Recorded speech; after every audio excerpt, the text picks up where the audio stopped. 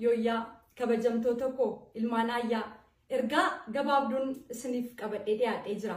Haga dhumaatti akka isin dhaggeeffattaniif kabajaan isin affeera. Galgala tokko abbaa manaatu ergaan isa qaqqabe. Ergaa sanas haadha manaasaatti hime.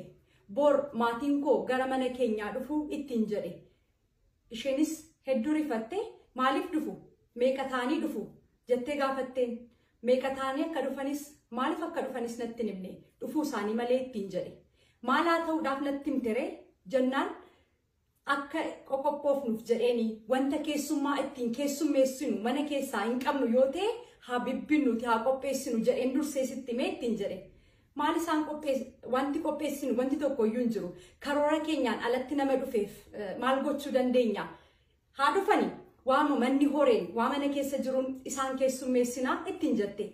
Maaltu jira mana keessa jedhee gaafannaan bishaanis yoo ta'e bishaanitti laannee geggeessina jetteen haati manaan sagalee dheekkamsoodhaan. Innis hedduu rifatee erga jettee hoo jedhee lachanuu gara hirriba isaanii deeman. Ganama hirriba yeroo ka'u bakkuma ciistee hin kaane ciree eegee gara hojii isaatti qajeele. Akkuma rafteetti too jirtu balballi mana isheetii rurrukutame. Kaatee yeroo balbala jalaa bantu haadha ishee abbaa ishee namoota biraa dabalatanii balbala mana ishee irra dhaabatanii turan. Hedduu rifatte nagaa isaan gaafatte haatis kokkolfaa maalii mucaakoo namni gaa'ela qabu namni abbaa manaa qabu yoo na rafaa jedhanitti qoosaa gara manaa ol seenan. Isheenis rifattee Nooraa jettee erga ol seensistee booda daftee boordubatti dabaltee abbaa manaatti bilbila bilbilte. Abbaa manaan akkas jetteen maaliif maatiin koo akka dhufan maaliif natti himnee ittiin jette. Innis suuta jedhee tasgabbaa'ee bar galgala sitti meeraa ittiin jedheen. Isheenis maatii kootu naan jette malee maatii kee naan hin jenneen bar jennaan. Innis maatiin kee maatii koo miti moo maatii kee akka maatii kootti waan allaaluufan maatii koo jedhee ittiin jedhe.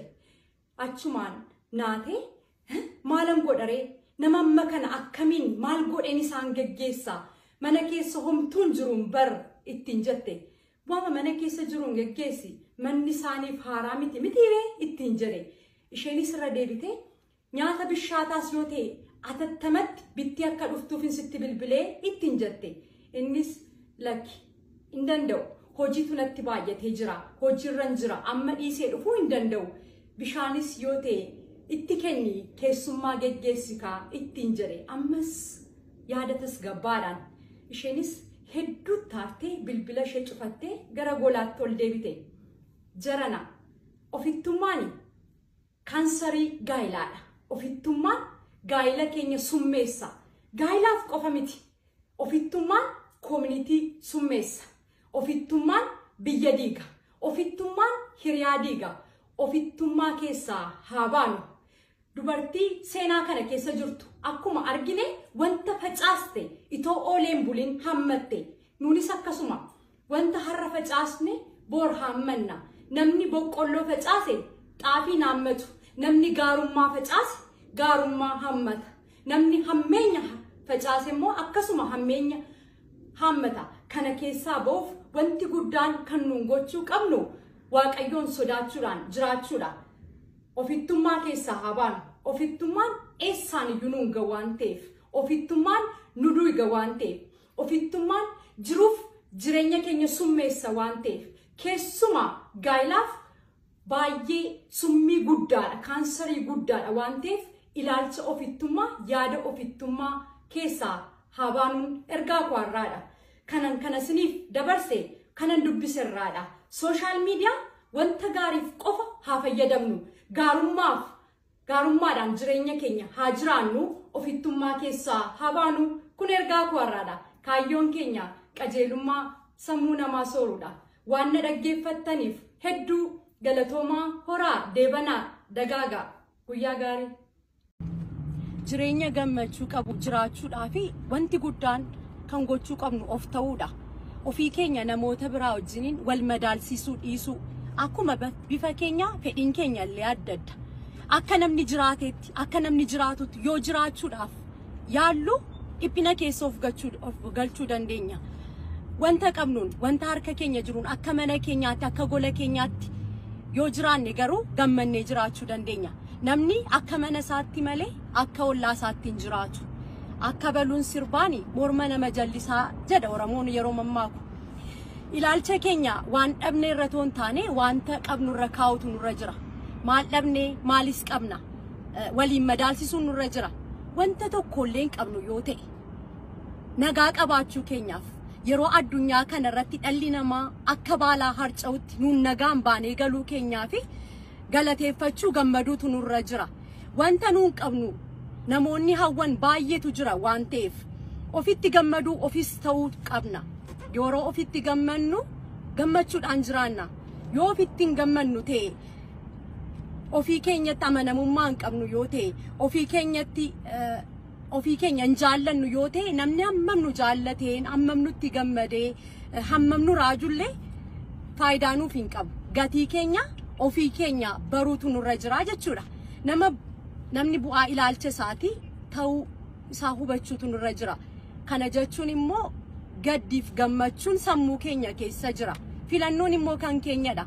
Gammaduudhaaf cooma murachuu hin qabnu. Gammaduudhaaf buna gurraacha danfifannee haala keessa jirru keessatti gammannee jiraachuutu nurra jira. Wanti guddaan filannoo keenyadha. Bor jiraachuun keenya hin beekamu.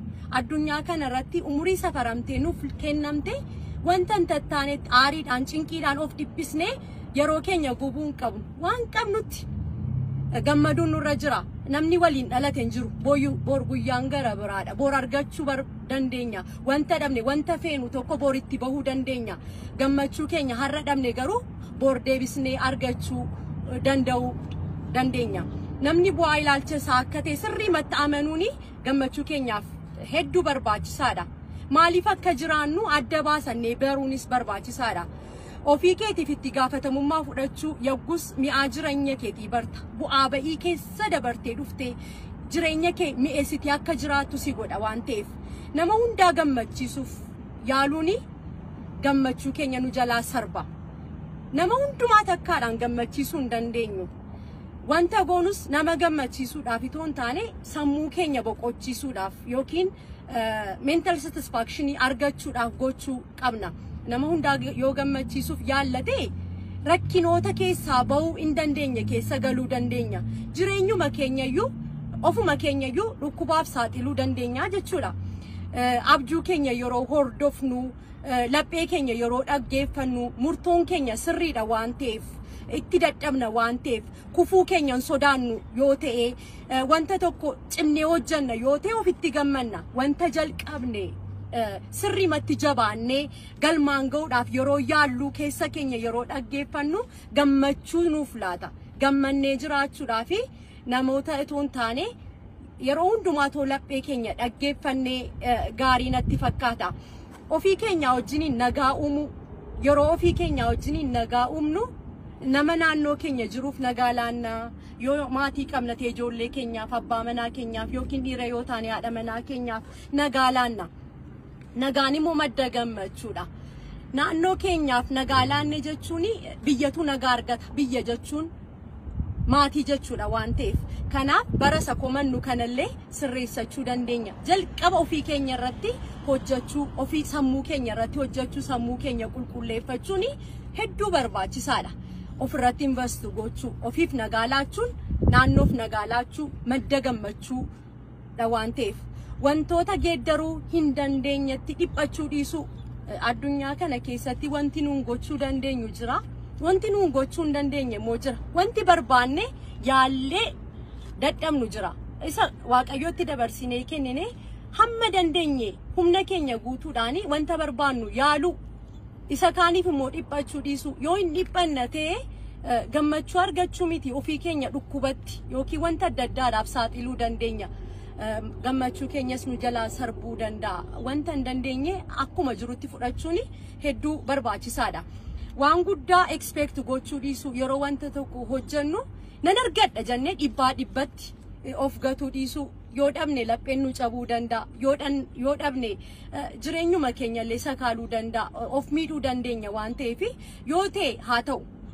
Amma dandeenye hojjennee rabbiin itti kadhachaa yoon ta'u ta'e immoo sammuu keenya dursinee qopheessuun gammachuudhaan akka jiraannu nu godha. Waan si gammachiisu hojjechuu yeroo tokko wanta qarshii nama argamsiisu hojjechuurra wanta lapheen nama hawwu yookiin wanti sammuun keenya hawwu wanta ta'uu barbaannu tokko yeroo goonu qarshii mallee yoo argannu ta'e faayidaa mallee yoo irraan argannu ta'e gammachuu dhugaa nuuf kennuu danda'a waan ta'eef wanta nu gammachiisu gochuun hedduu barbaachisaadha. Inni kaan gammannee jiraachuudhaaf amaloota ofirratti jibbinu dhiisuuf yaaluu fakkeenyaaf wanta tokkoon jibbataanaan sana dhiisuudhaaf yaaluu sammuu koo shaakalsiisuu sammuu koo qulqulleessuu maalan ta'uu barbaada haadha gaarii haadha manaa gaarii hojjettuu gaarii biizinasa kootti bakka ga'u adda baafannee barree amala keenyas yoo ta'e sirriimatti yoo irratti hojjennee nama ta'uu nama gaarii taanee jireenya gabaabduu nuuf kenname gaarummaadhaan yoo darbuu barbaanna ta'e yoo ofirratti hojjechuudhaaf har'a jalqabne akka nuun gammannu nu godha jireenya boqonnaa qabu yookiin hirriba boqonnaa qabu akka rafnu nu godha.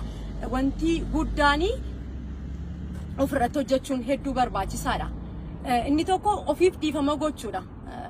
Hundi keenya nama mitiiree dogoggorra mitiiree dogoggora keenya darbeef bishaan darbee waraabanii jedha Oromoon yeroo mammaa ofiif dhiifama gochuu ofiif taraaramuutu nurra jira.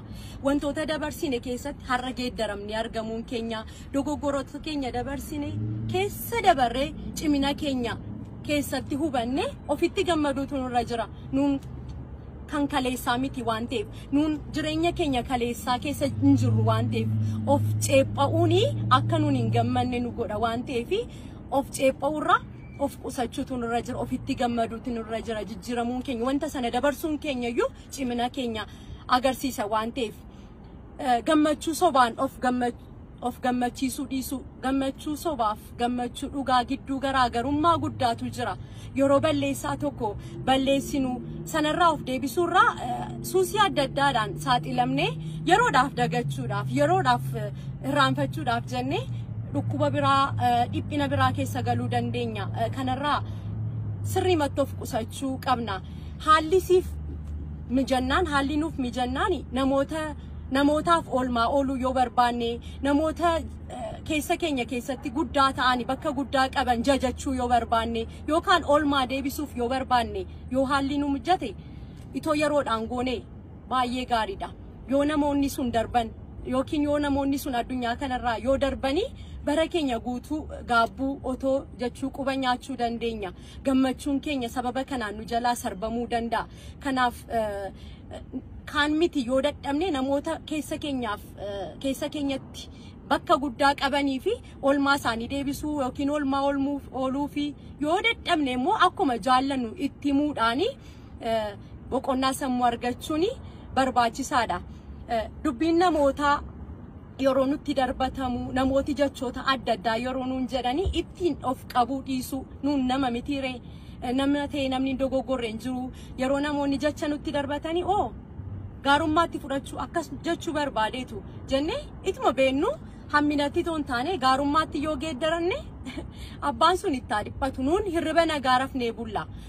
Kanaaf gammaduudhaafi wanta dhabneerra toon taane wanta qabnurra ija keenya godhachuu wanta harka keenya jirurra barree bu'aasaa mi'aasaa barree itti gammadaa yoo jiraanne jireenya keenya gammannee jiraachuu nu taasisa.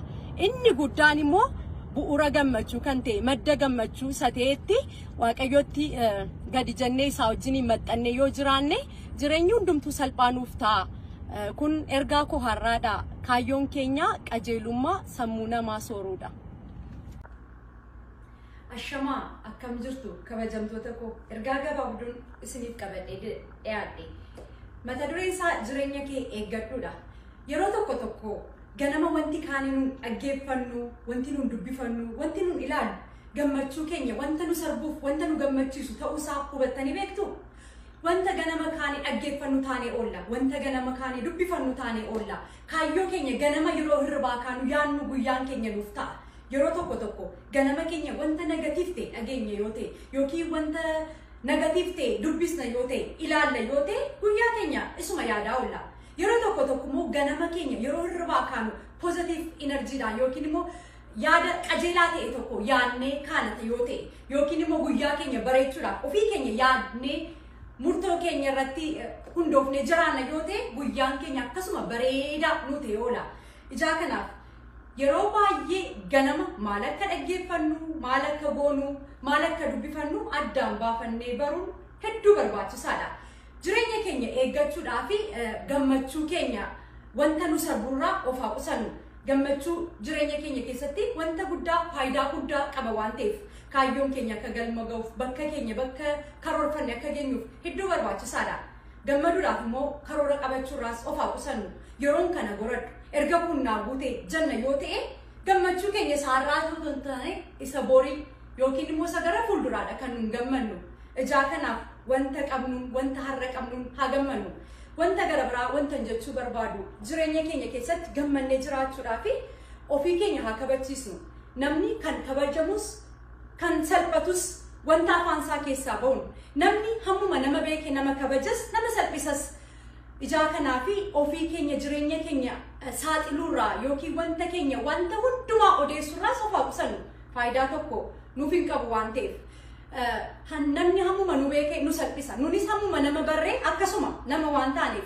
Ijaa kanaaf yeroo tokko sooshaal miidiyaa irratti yeroo agarru manuma keenya teenye namni haala maalii keessa kan inni jiru salphaamatti barra. Wanta inni barreessurraa, wanta inni godhurraa kaane jechuudha. Haala inni sooshaal miidiyaa irratti maxxansurraa kun hedduu jireenya ofii keessatti wanta hin barbaachisneera. Jireenya keenya keessatti maaltu dubbatamuu qaba, maaltu haasa'amuu qaba, maal gochuun qaba, maal gochuun qabu isa jedhu hubannaa guddaadhaan gochuutu nurra jira jechuudha. Akkasuma immoo hammuma jireenya keenya eeggannu, hamma mana keenya eeggannu, hamma ba'umsaaf galumsa keenya eeggannu, gammannee jiraachuudhaafis hawwii guddaa akka qabnu gammachuu namaa akka namni hin gammanneef kufaatii namaatti gammaduurraa of haa qusannu. Waa'ee namaa lallabuurraas of haa qusannu. Argineerra yoo ta'e yeroo baay'ee namni odeessee maal jiree bakka gaarii ga'e arginee hin beeknu. Jireenya keenya waliin haa jiraannu. Jireenya keenya waa'ee keenya ofii keenya haa jiraannu. Namaaf immoo bakka gaddaatti, bakka gammachuutti, bakka maalitti akkuma hundi keenya beeknu waliin bareedna, waliin miidhagna. Gammachuu keenya waliin haa hirmaannu, gadda keenya waliin haa hirmaannu. Karannaa dhalatti jireenya keenya ofii keenya haa jiraannu. Jireenya namaattis quba kaa'urraa of haa qusannu.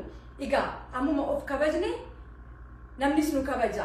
Ofii keenya quba keenya keessee namni akka dhundhuma keessa kaa'uuf carraa kennuurraa of haa qusannu. Ofii keenyaaf haa jiraannu. Jireenya keenya gammachuudhaan haa jiraannu. Wanta dhaggeeffannu, wanta sammuu keenya fiid goonu yookiin sammuu keenya soorru ilaallannee haa soorru. Nuunis nama waan taaneef yeroo baay'ee wanta qajeelaaf gaarii dubbachuudhaan namootaaf gaarii wanta nagaa kennu, wanta gammachuu kennu gochuu akka dandeenyuuf hunda keenya Rabbi nu gargaaru. Guyyaa gaarii qabaadhaa. Horaa deebanaa ergaan kwarraa kanadha. Kaayyoon keenya immoo qajeelummaa sammuu namaa soorudha.